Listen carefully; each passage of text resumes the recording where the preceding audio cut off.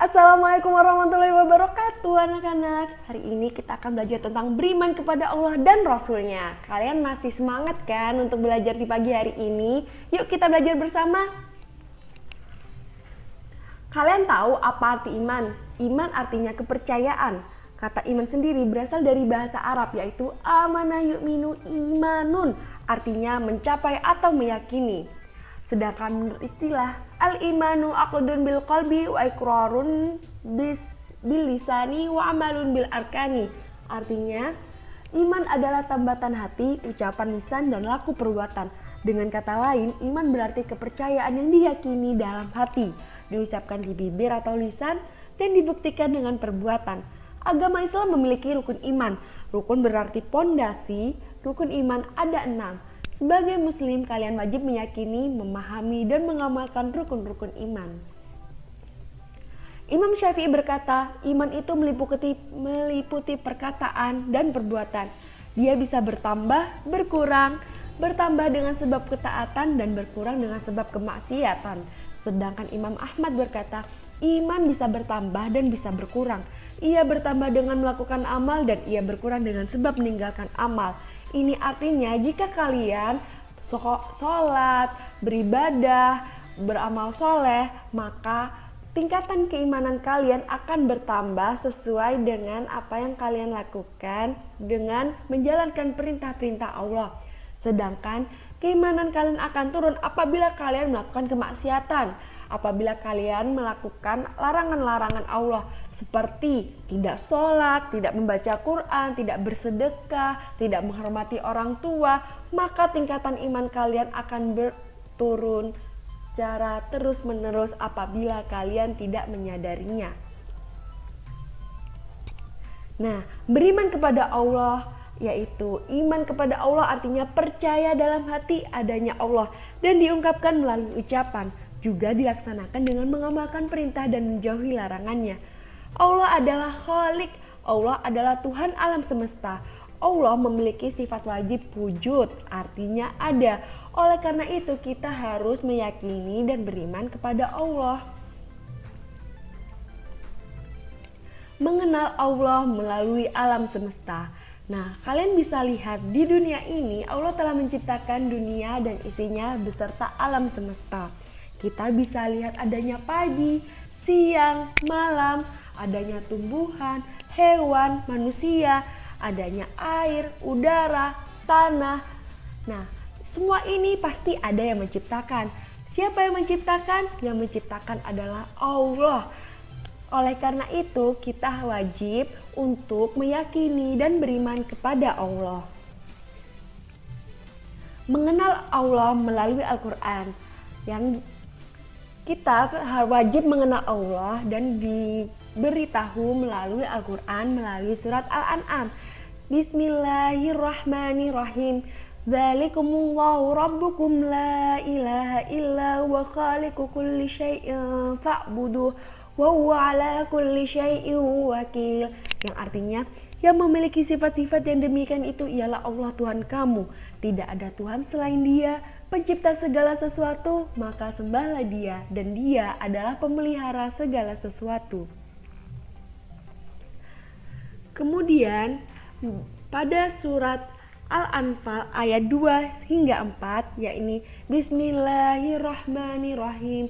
Innamal mu'minuna alladzina idza dzukirallahu wajilat qulubuhum wa idza tuliyat alaihim ayatuh zadatuhum imanan wa ala rabbihim yatawakkalun.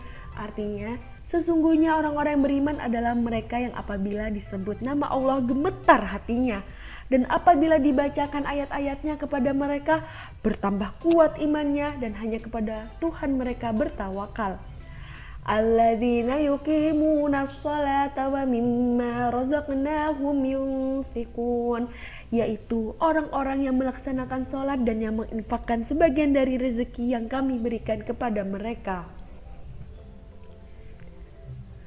Ulaika humul mu'minuna haqqan lahum darajatun inda rabbihim wa maghfiratun wa rizqun karim.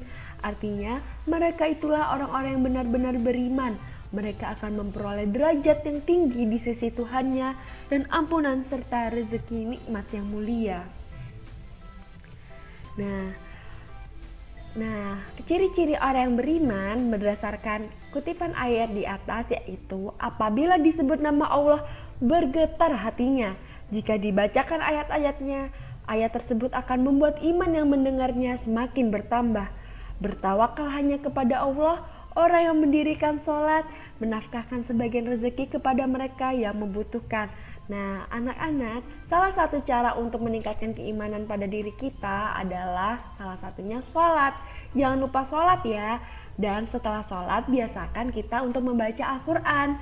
Serta biasakan kita untuk membagi sebagian rezeki kepada mereka yang membutuhkan. Hal ini bisa meningkatkan keimanan kita. Mengenal Allah melalui Asmaul Husna. Nah, salah satunya yaitu Al-Basir. Al-Basir artinya Allah Maha Melihat. Allah melihat segala sesuatu meskipun lembut maupun kecil. Meneladani Al-Basir dapat dilakukan dengan cara melihat segala sesuatu yang diciptakan dan peristiwa yang terjadi. Nah, Allah ini dapat melihat apa yang sudah kita lakukan meski kita berada di dalam rumah. Dimanapun kita berada, kita masih bisa dilihat oleh Allah atas apa yang telah kita lakukan. Kemudian ada Al-Adl. Al-Adl artinya Maha Adil. Keadilan Allah bersifat mutlak, tidak dipengaruhi oleh apapun dan oleh siapapun. Orang yang adil adalah orang yang berjalan lurus dan sikapnya selalu menggunakan ukuran yang sama, bukan ukuran ganda. Jadi kita harus membiasakan bersifat adil. Karena Allah memiliki sifat adil, maka Allah akan melihat dan mencatat segala yang kita lakukan tanpa memandang siapa kita dan hanya memandang tentang keimanan kita. Yang ketiga adalah Al-Azim, Al-Adim, berarti Allah Maha Agung. Allah tidak membutuhkan orang lain. Allah menciptakan seluruh alam semesta ini beserta seluruh isinya. Itulah tanda-tanda keagungannya. Tidak ada yang bisa melebihi keagungannya. Nah, di sini kita bisa tahu bahwa yang menciptakan dunia dan alam semestanya ini hanyalah Allah semata. Tidak ada makhluk yang bisa menyandinginya. Oleh karena itu, kita harus beriman kepada Allah. Beriman kepada Rasul Allah. Nabi secara bahasa berasal dari kata naba, artinya dari tempat yang tinggi. Nabi secara istilah adalah laki-laki pilihan Allah yang merdeka, bukan budak, dan mendapat wahyu dari Allah namun tidak ada kewajiban menyampaikannya kepada manusia. Sedangkan Rasul berasal dari kata Rosala, artinya penyampaian. Rasul menurut istilah adalah laki-laki pilihan Allah yang diberi amanah untuk menyampaikan wahyu atau membimbing manusia agar hidupnya berada pada jalan yang benar.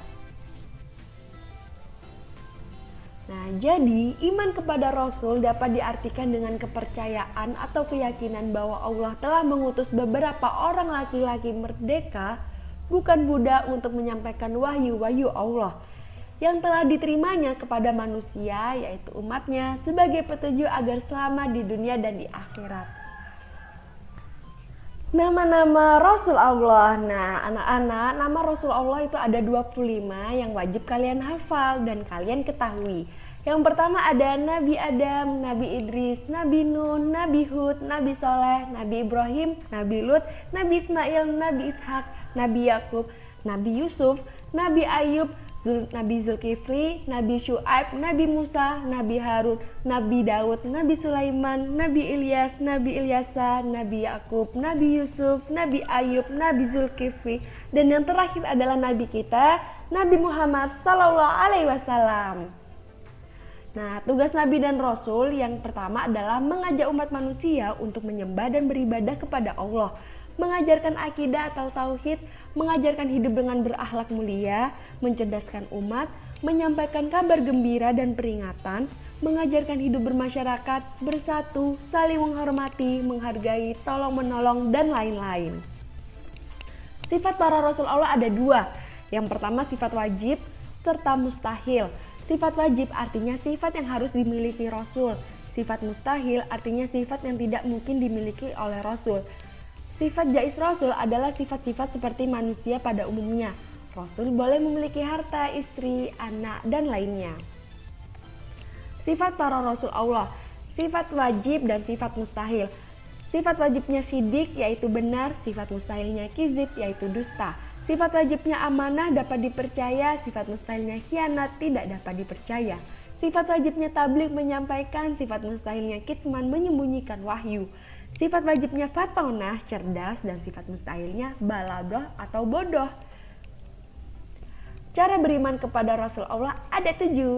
Yang pertama, mengetahui riwayat kehidupan dan ajaran yang dibawanya, membenarkan berita yang disampaikan para Rasul, mengamalkan syariat yang dibawanya, mencintai dan membela para Rasul, meneladani akhlaknya, menghidupkan sunnah Rasul, serta memperbanyak membaca Al-Quran dan sholawat atas Nabi Muhammad SAW. Nah, itu tadi materi tentang beriman kepada Allah dan Rasulnya. Kalian sudah mempelajari tentang bagaimana beriman kepada Allah dan beriman kepada Rasul.